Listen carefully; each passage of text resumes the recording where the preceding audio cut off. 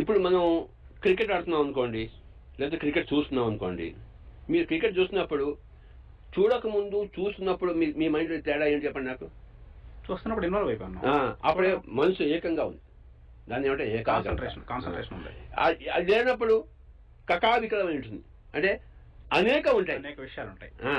కనుక అనేక నుంచి ఏకం చేయడం అనేది అది చాలా మటుకు ధ్యానం. అది ఆ ఏకం నుంచి మళ్ళీ జీరో చేయడం అనేది అసలు ధ్యానం.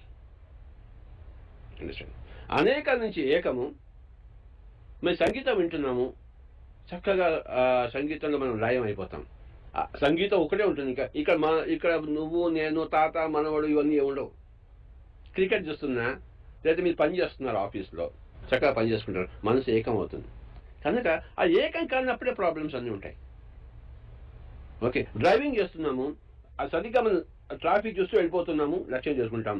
మధ్యలో ఉన్నట్టుండి అమ్మ తాత మొగుడు పెళ్ళాం కొట్లాట్లు ఇవన్నీ వచ్చాయనుకోండి, యాక్సిడెంట్ అయిపోతుంది.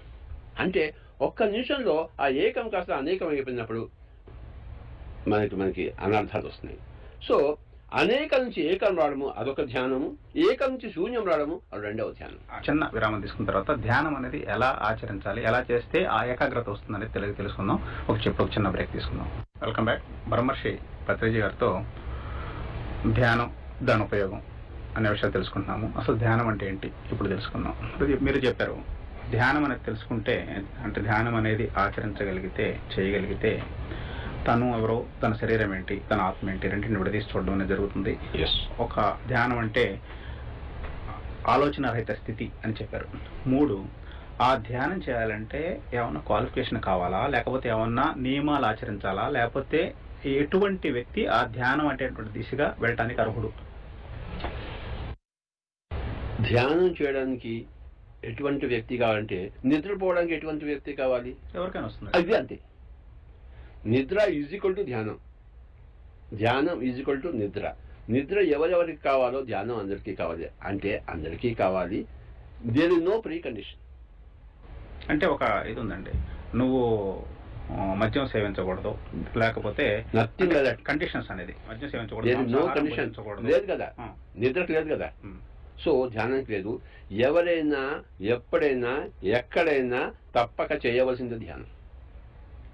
నో నియమాస్, no preconditions. Then how to do it? అది నెక్స్ట్ ఎట్లా ధ్యానం చేయాలంటే. కనుక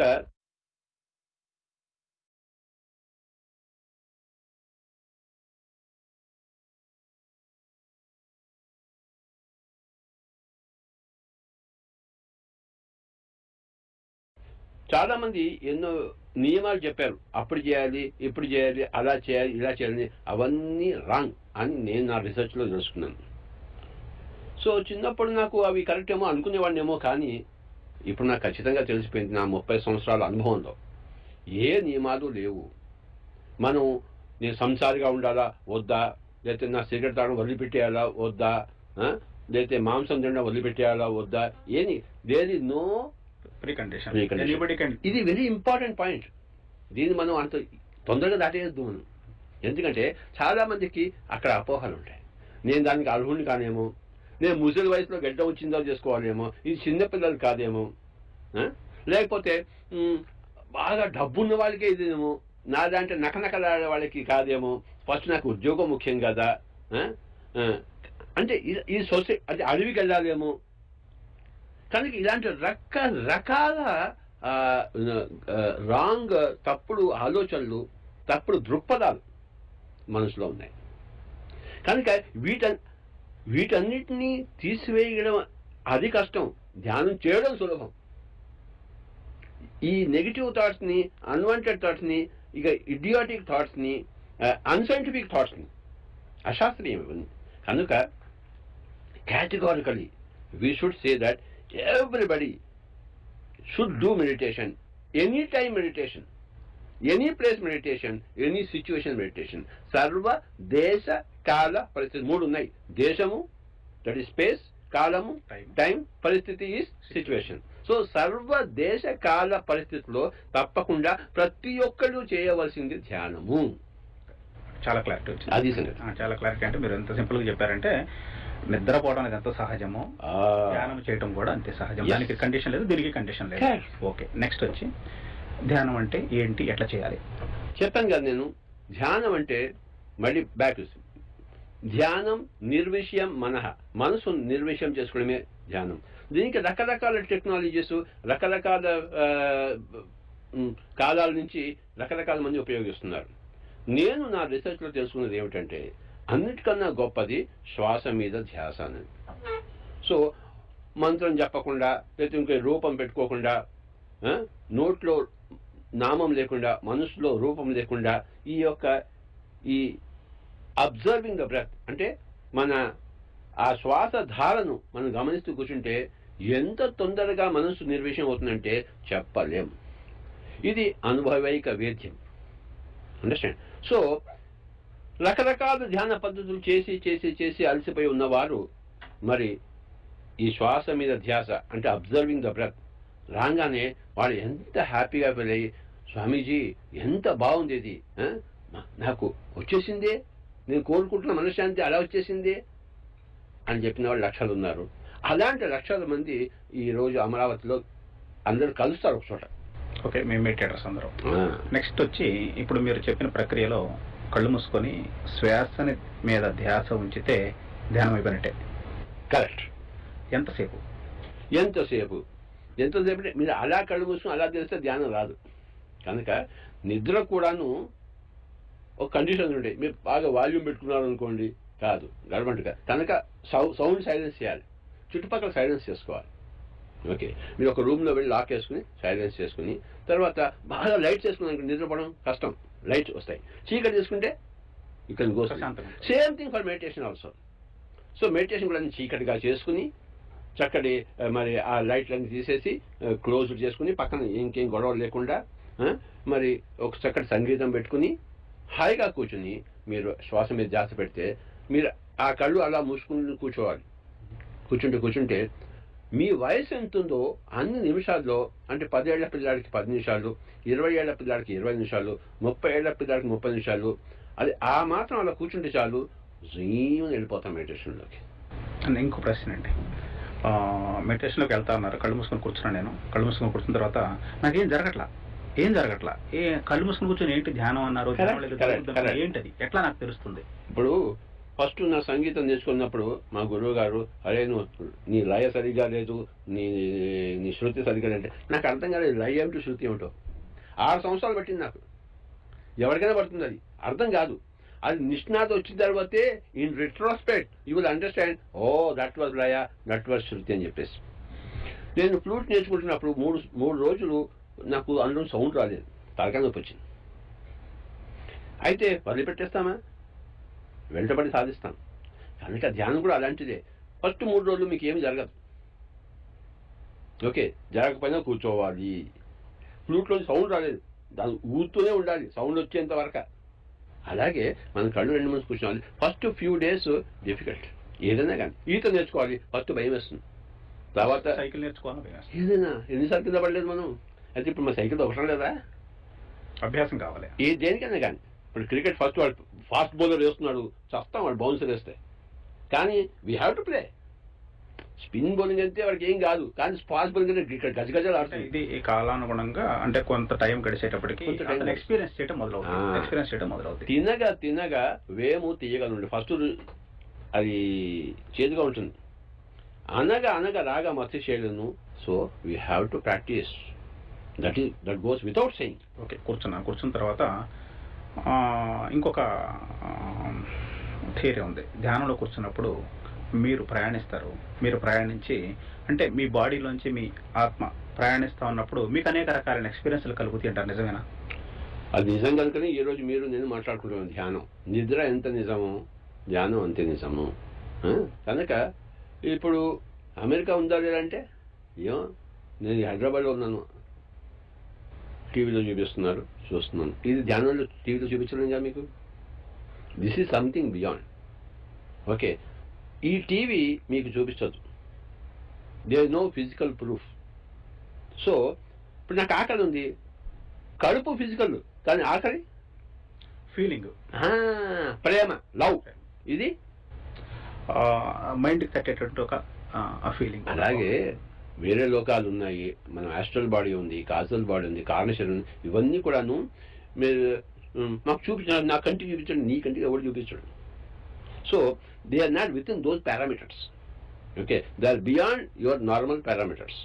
సో మనకి ప్రూఫ్ దొరకదు, కానీ అనుభవిక వేద్యము. ఓకే, అనుభవించిన తర్వాత నెక్స్ట్ ఆ స్థితికి వెళ్ళిన తర్వాత మీకు చిన్న ఎగ్జాంపుల్ చెప్తాను.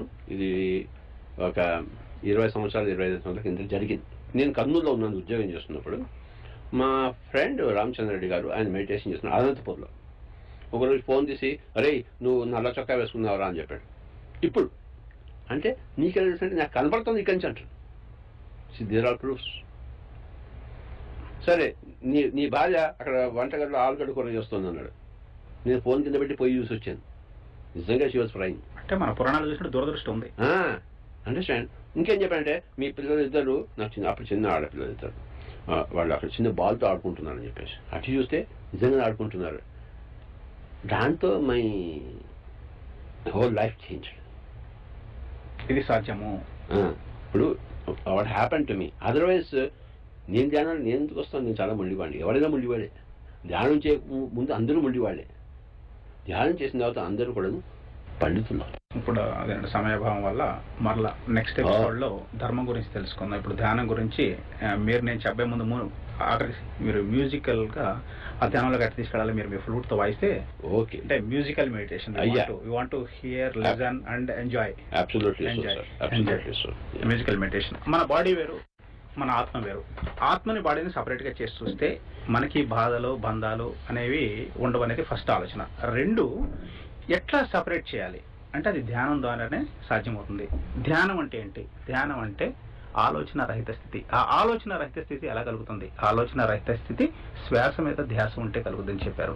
ఆ శ్వాస మీద ధ్యాసతో ఆలోచన రహిత స్థితికి వెళ్ళినప్పుడు మనం ధ్యానంలోకి వెళ్ళి మనం ఎవరో, మన బాడీ ఏంటి, మన సోల్ ఏంటి అనేది రెండు విడదీయగలిగినప్పుడు నెక్స్ట్ లెవెల్ అంటే నెక్స్ట్ ప్లేన్లోకి వెళ్తాం అనేది ఒక ఆలోచన విధానం. ఇప్పుడు మ్యూజికల్ మెడిటేషన్.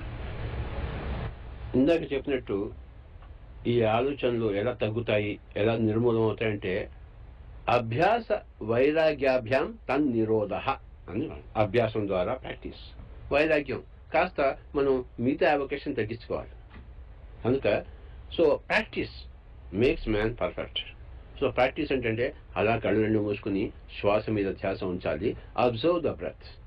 ఏ మంత్రం లేకుండా, మరి ఏ రూపం లేకుండా, నామరహిత రూపరహిత శ్వాస సహిత చక్కటి మనం సంగీతం పెట్టుకుని, మరి మనం చక్కగా చీకటి చేసుకుని హాయిగా కూర్చుని చేతుల్లో చేతులు పెట్టుకుని వేళ్లలో వేళ్ళు పెట్టుకుని కళ్ళు రెండు మూసుకుని, మనం కుర్చీలో కూర్చుంటే పాదాలు రెండు క్రాస్ చేసుకుని హాయిగా కూర్చోవాలి. స్థిర సుఖం ఆసనం. చక్కటి స్థిరమైన సుఖమైన ఆసనం తీసుకుని తర్వాత సుఖమయ ప్రాణాయామము అంటే హాయిగా మన శ్వాస మీద ధ్యాస, సుఖమయం హాయిగా కూర్చుని మరి కాసేపు మంచి సంగీతంలో మనం ఈ శ్వాస మీద ధ్యాస పెడతాం. ఎందుకంటే ధ్యానం is the most important thing for everybody. ప్రతి ఒక్కళ్ళకి ప్రతిరోజు తప్పనిసరి. ఎంత బాగుంటుందో చెప్పనల్లివి కాదు, ఎంత శక్తి వస్తుందో చెప్పనల్లివి కాదు, ఎంత ఆరోగ్యం వస్తుందో చెప్పనల్లివి కాదు, ఎంత బుద్ధి సూక్ష్మత వస్తుందో చెప్పనల్లివి కాదు. Let us become one with the breath, my dear friends.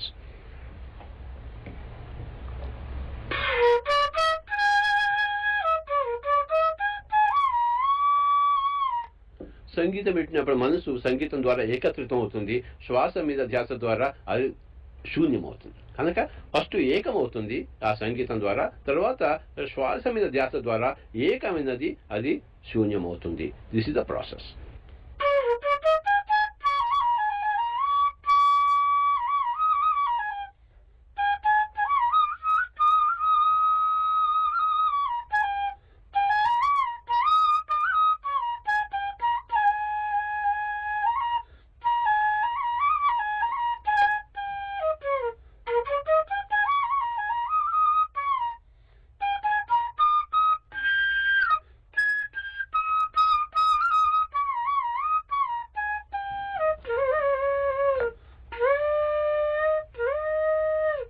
నమస్కారం.